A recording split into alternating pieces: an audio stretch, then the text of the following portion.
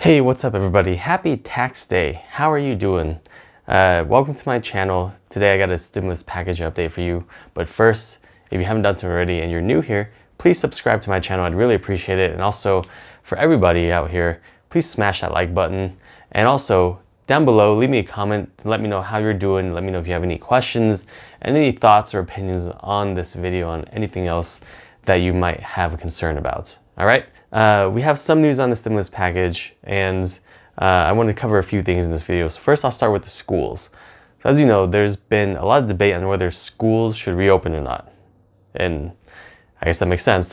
Everything is a debate now. So as you know, Trump has mentioned that schools will be essentially penalized if they do not reopen, as in they will not get any funding, or they will get less funding if they don't reopen. And you can all see like the pros and cons of schools reopening. So on the one hand, if they open, children at home, children, they love to socialize. You want to get them out there interacting with their friends, interacting with people. You want them to have a good education. Homeschooling, if you're not equipped and you're not prepared to homeschool, can be a disastrous result for your kids. I know there's homeschoolers out there that's what they intended to do, that's what they're doing, that's great. But if you were a parent and you're working full time and all of a sudden you have to homeschool, man, that's not a good formula right there. So the kids need socialization, they need education, they need that playtime with other folks. Like, I can't stress how important it is for kids to have that playtime, these younger kids, all right? And for the older kids, they need their tribe, they need their friends to hang out with. And sometimes, homes are abusive at home, like the parents are abusive or the family dynamic is abusive. And, having kids go back to school for teachers to potentially see what's going on there, or as a safe haven, that's important for kids too. Obviously, there's a downside to opening schools. Teachers are put at risk. Packing a bunch of students in classrooms, the students then become at risk as well, although we know the risk is lower for younger people. From what I'm hearing, teachers will have to be working much harder, because the classrooms are going to be smaller, but they might have to split their attention between multiple classrooms at the same time.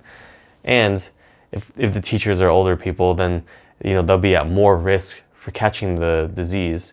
And at the same time, a lot of school districts, I know some in Colorado, their funding has been cut.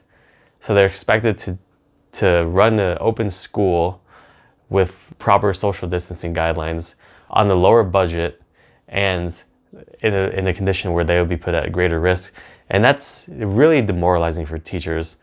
And, also the kids can contract the disease and take it back home to their families who might have some more at-risk people. So again, this is a tough decision, really tough decision. Like, I'm not sure whether I'm on one side or the other. It's just, you got to consider the big picture. You got to consider everything.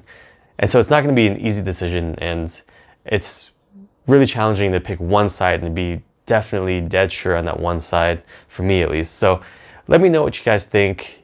Schools, should they reopen? Should they not? Let me know down below. So as far as the stimulus package, Senator Mitch McConnell has said that he will propose, or he'll draft up his proposal of a stimulus package and introduce it to the Senate on Monday the 20th. As you know, the House passed the HEROES Act in May, and it's moved on to the Senate, and it hasn't seen any movement in the Senate really. So it seems like at the moment they're kind of saying, forget the HEROES Act, let's do our own thing with our own conditions and see how it goes. So that is coming on Monday. It will be introduced to the Senate on Monday. Yeah, hopefully they get it done before August 7th, because that's when Congress will go back onto recess.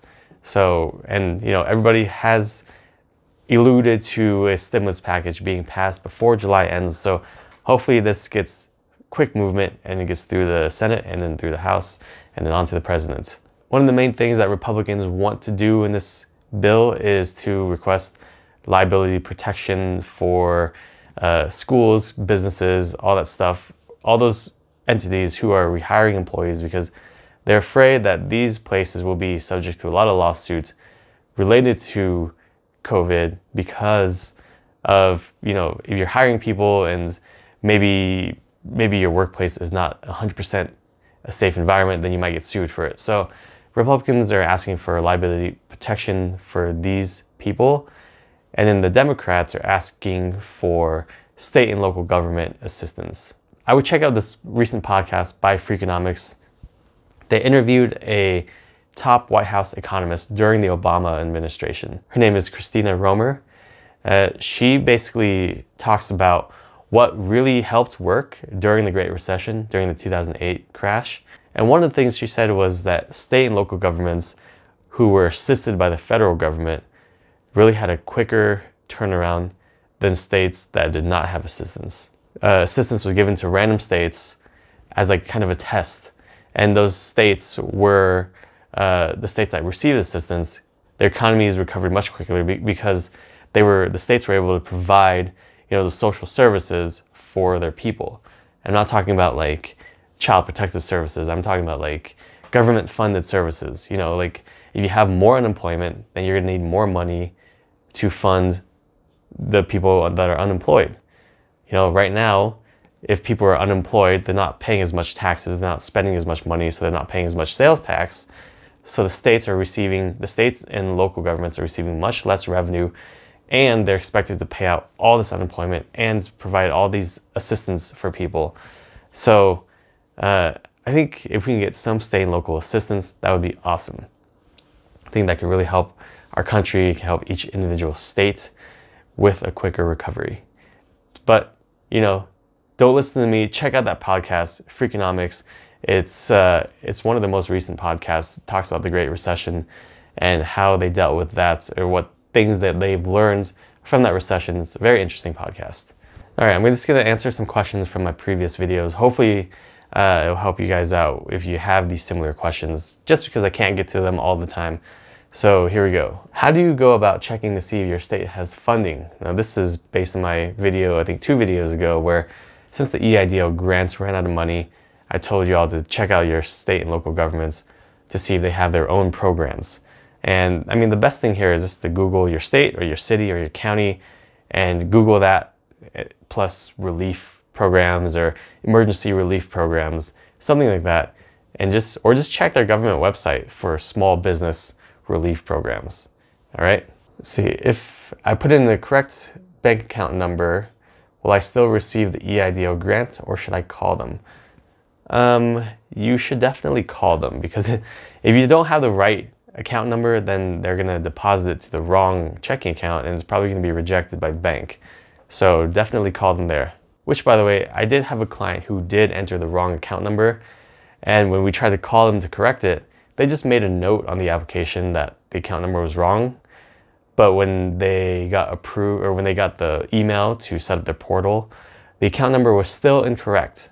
So there was an opportunity to update the account number at that point.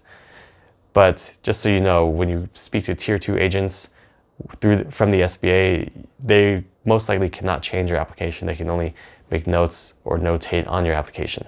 Okay, Symphony 2929 says, as an independent contractor, can you pay tax preparation fees with the EIDL loan? Yes, you definitely can pay me with your EIDL loan. Ha! Kidding aside, yes, you can pay your tax prep fees. You can pay your accounting, your bookkeeping, your tax prep fees with your EIDL loan. Classy Bro says, I have an LLC with no payroll. Could I apply for the PPP? And if you're an LLC that is filing taxes as a sole proprietor, then yes, you can apply for the PPP as long as you made money, as long as you made a net income in 2019. All right, last question here. Stephen D says, I got approved for the EIDL loan but have not received the funds. How long does it usually take to get the funds? Well, sometimes it takes 2 to 4 weeks, unfortunately, and that's a pretty long time. So double check your bank account number on your portal and make sure it's correct. But usually it can take 2 to 4 weeks. All right, that's all I got for today. Thanks for joining me.